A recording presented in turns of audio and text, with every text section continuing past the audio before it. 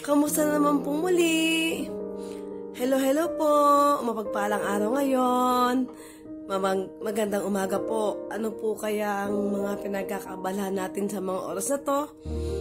Dalangin ko po na kayo ay malusog, maayos ang pangangatawan, at masaya ang inyong buong araw na to.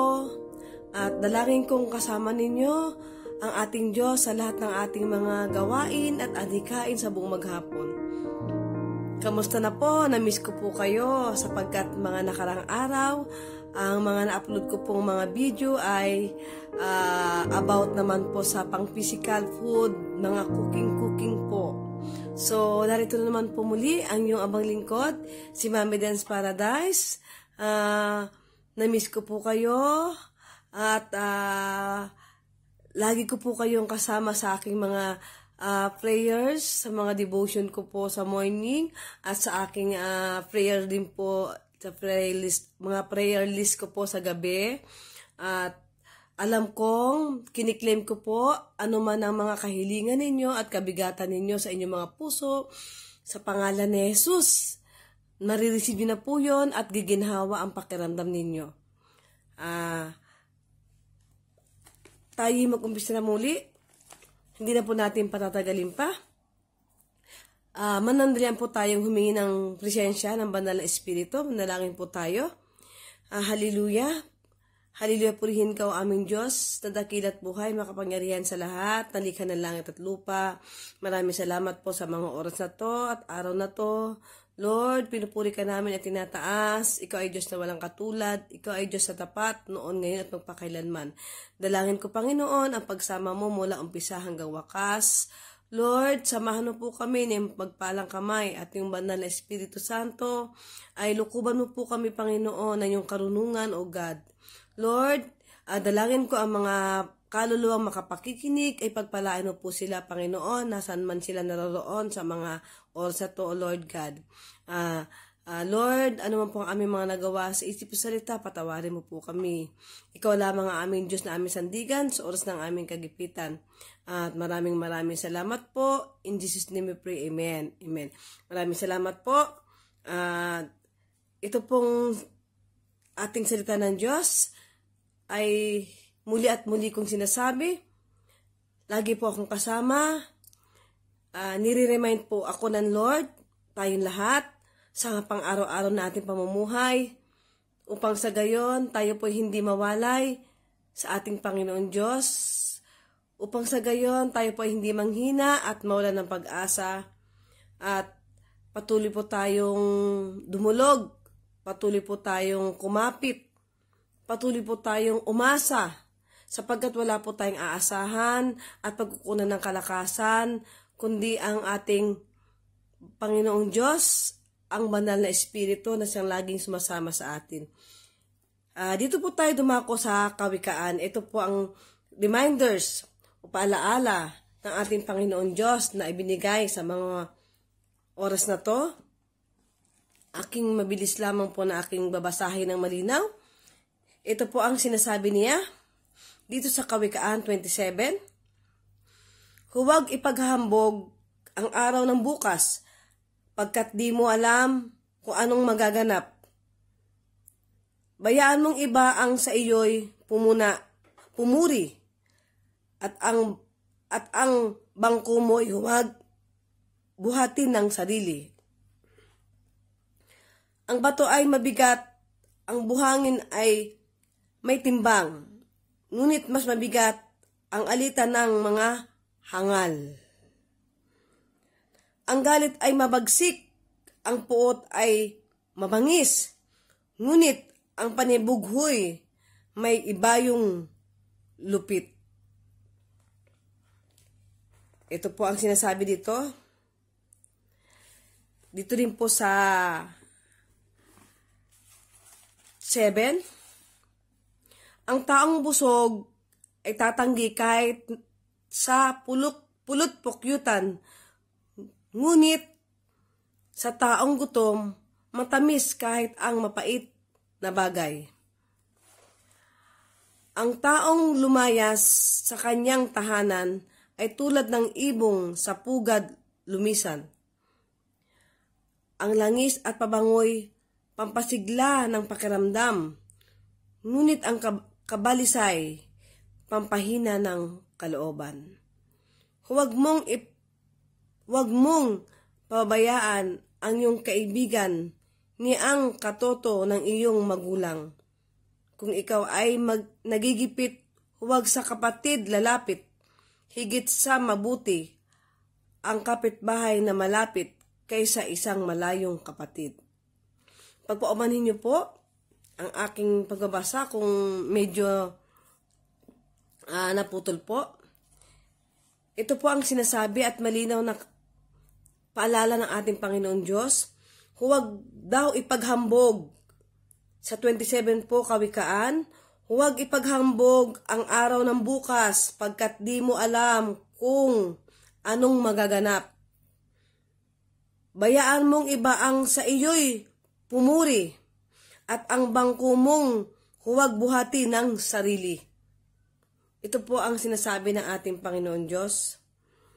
Ang bato ay mabigat, ang buhangin ay may timbang, ngunit mas mabigat ang alitan ng mga hangal.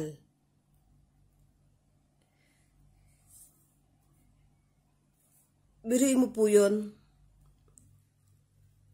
Marami pong mga paalala ang sinasabi sa atin ng ating Panginoon Diyos. Sinasabi ng ating Diyos na huwag daw po tayo maghambog o ipaghambog o ipagmalaki. Huwag daw po natin yung pagpaplano po natin sa ating buhay. Kailangan po ang ating mga sinasabi kung luluubin ng Panginoon bukas makalawa sa susunod na taon. Kung meron po tayong mga nais gawin, kalooban pa rin po ng Diyos ang siyang mapangyayari o masusunod. Sapagkat hindi po natin alam ang kinabukasan kung anong po pwedeng mangyari. Sa ating pagtulog po sa buong magdamag, sa kinabukasan ng umaga, hindi po natin alam. Pero sa kahabagan po ng Diyos at sa kabutihan ng Diyos at pagpapala niya, araw-araw niya po tayo pinagpapala ng panibagong buhay, kalusugan at kalakasan. At sinasabi po ng ating Panginoon Diyos, na wag po raw natin buhatin ang ating sariling bangko o wag natin daw purihin ang ating sarili. Hayaan daw po natin na ang ibang tao ang makapuna sa atin. Kung ano man ang ating mga nagagawa. Ito po ang sinasabi dito. Ang sabi, bayaang mong iba ang sa iyo'y pumuri at ang bangko mo'y huwag buhatin ng sarili.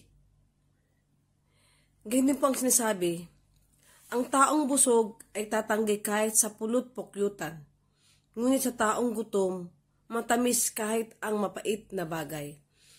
May katotohanan po yun. Katulad po ako, kapag talagang yung nasatisfied po ako sa kinain ko, at sobrang nabusog po talaga ako, at sobrang nanamnam ko po yung kinain ko talaga na yun. Kahit po meron pang ihain o ialok sa akin na masarap din na pagkain, pag talagang busog na busog po talaga ako at nakontento ako, nasatisfied ako sa kinain ko na yun, hindi ko na po makuha pang uli na tikman o kainin kung ano man yung panibagong pagkain na inaalok sa akin. Sapagkat, ang ibig sabihin na kontento po tayo, na-satisfied po tayo sa kinain natin at talagang nabusog po tayo. Nanamnam po natin yung kinain natin. At ganito naman po talaga, totoong sa taong po talagang gutom, literal po yun, totoong pangyayari. At naranasan ko rin po yun. Sa mga taong mga gutom, talagang gutom na gutom sila, talagang empty yung tummy mo. Talagang kahit anong iaalok sa'yo, basta pagkain yan, maalat ba yan, matamis ba yan, kung ano man lasa yan, talagang tatanggapin mo at kakainin mo kagad, at pag nakain mo na ito, ikaw ay nabusog na, ikaw ay talagang magpapasalamat. Hindi mo napansin yun kung matabang ba yun, maalat ba yun, kung sobrang tamis ba yun. Ang nasa isip mo na may pagkain, na ibinigay siyang pagkain at mabubusog ka. Maiibsan yung kumakala mong sikmura, yung nagugutom mong sikmura. Kasi yun ang gumagana sa isip natin kapag kagutom at mayroong pagkain inahain sa'yo, inaanok sa'yo. Agad mo itong tatanggapin at pagpapasalamatan at masatisfied ka na kung hindi mo nasasabihin na kung ano man lasa yun. Ang nasa isip mo na ang mabusog ka, ang malagyan ng pagkain ng sikmura mo. May ahalin tulad po natin ang taong busog. Tulad po sinasabi ko, yung sobrang busog mo po ba, yung satisfied ka na, yung para bang talagang busog na busog ka na walang ka ng paglagyan, dahil talagang busog na busog ka at marami ka nakain. May ahalin tulad po natin ito sa literal na pamumuhay bilang isang tao dito sa mundong ito. Minsan kapag binibigyan tayo ng isang bagay na ating kapwa, na ating kaibigan, isang regalo, dahil sa estado natin sa buhay, meron pong isang taong sinasabing gutom at busog. Yung busog na po yun, satisfied siya, nakain niya, nabusog siya, nasarapan siya, talagang ninamnam niya, full na full siya. Ito pong busog na ito po yung taong meron na siyang lahat. Kumbaga parang hindi mo na alam kung anong iririgalo mo sa kanya, kung anong ibibigay mo sa kanya. Meron na siyang lahat na kumbaga para bang ma-appreciate kaya ba niya itong ibibigay ko na ito, magugustuhan kaya niya ba ito? Ito po kaya ay masisiyahan siya na kapag binigay ko ito, masasabi niya kayo, ay, ang ganda naman nito, maraming salamat, ngayon lang ako nagkaroon ng ganito, napakaganda naman nito, naku, hindi ko ito mabibili, maraming salamat sa iyo. Talagang yung talagang sasaya mo, ma-appreciate mo yon. Yung tipong ganun kaya ang magiging reaksyon niya kung ikaw ay magbibigay ng isang regalo, na lalo na kung hindi ganun ka sobrang kamahalan o sobrang kagandahan, na yun, pero yun lang ang yung kayang ibigay, na sa palagay mo sa sarili mo na yun ay pinakamaganda na, sapagkat yun ang iyong nakayanan. Kumbaga sa pagkain yun ang pagkain na kaya mong ibigay sa kanya, na sana'y magustuhan niya. Dahil yun ang iyong nakayanan. May ahalin tulad mo po, ang taong busog. Ang sabi po ito, ang taong busog ay tatanggi kahit napulot pukyutan. Tatanggihan daw po. Umaaring, oo, sa harap mo, maaring niya siyempre, tatanggapin niya yan. Pero deep inside, ang totoo, makikita mo sa baka sa kanyang mata na hindi niya masyado na-appreciate, hindi niya masyado nagustuhan. Lalo na kung ang pagkakabalot pa ng regalong yon ay hindi ganun kagandahan yung na-cover mo. Sapagkat kulang ang iyong budget, pinagkasya mo lang. Kaya kung ano lang talaga yung kasya sa budget mo, yun lang ang na-cover mo dun sa regalong yon. Ganun din po ang tao kapag ka niririgaluhan. At ganun din naman po ang tao kapag nalulunod, kapag sa palagay niya nasa kanya na ang lahat ng pangangailangan niya at siya ay sobrang busy sa kanyang trabaho at marami siyang mga meeting dito, meeting doon, marami siyang mas prioritize na kailangan atinan, puntahan, hindi niya na-appreciate, hindi na niya nabibigyan ng pansin ang mga salita ng Diyos, ang pag-attend sa prayer meeting, Bible study, araw ng pagsamba. Sapagkat minsan ang tao ay nalulunod. Nawawala ng focus, nawawala ng intimacy ng relasyon, sa talagang tunay na relasyon sa ating Panginoon. Ganon ang taong busog. Ang taong busog at ay tatanggis kahit na sa pinakamatamis na pulot-pukyutan. Dahil busog siya, dahil sagana siya sa lahat, na parang tipong nasa kanya na lahat at kailangan pa niya na more, na mag-impok, na mag-attend dito, attend doon, marami siyang activity. So, yung hinahain na salita ng Diyos para sa kanya, di natin minsan gaano pansin, di natin gaano minsan binibigyan ng pagpapahalaga at kumbaga katulad ng isang gutom. Sa isang gutom naman po yun ang sinasabi, hindi niya alintana, nakalagay po dito ang taong gutom, ngunit ang taong gutom, matamis kahit ang pait na bagay.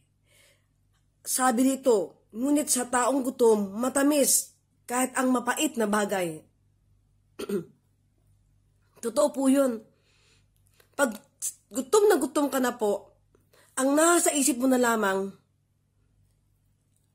ay makakain. Di po ba marami sa labas sa lansangan, mga namumulot na mga pagpag na mga tira-tirang pagkain?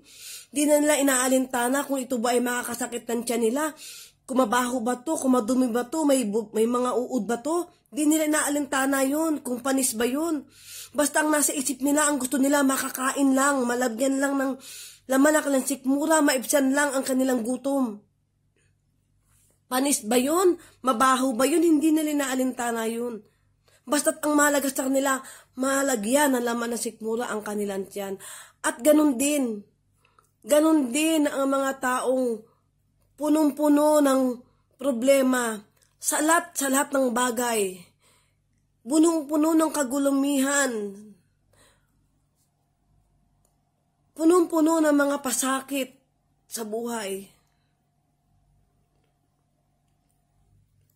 Ganun rin po ang tao.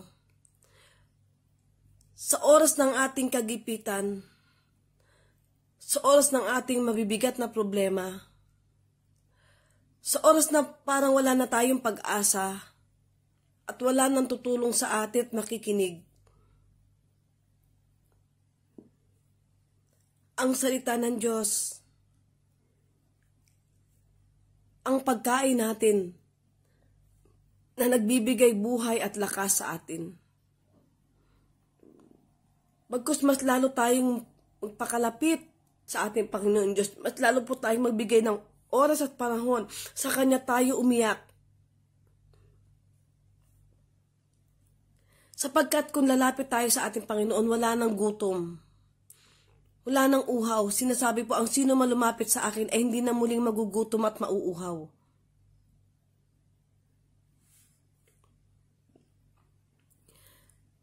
At ganun din ang sinasabi,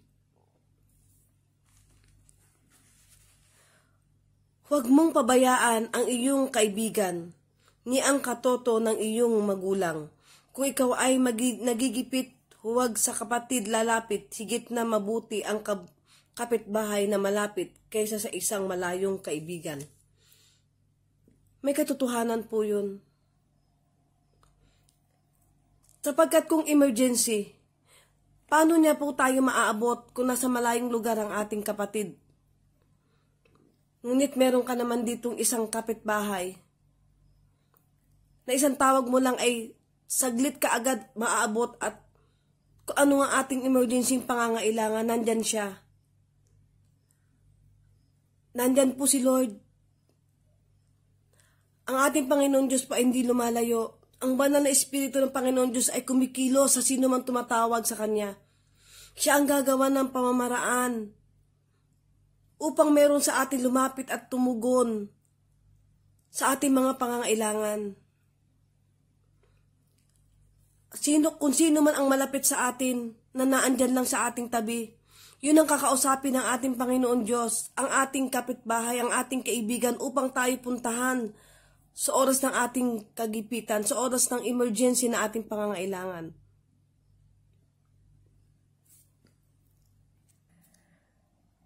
Ito po ang mga paalala sa atin na ating Panginoon Diyos.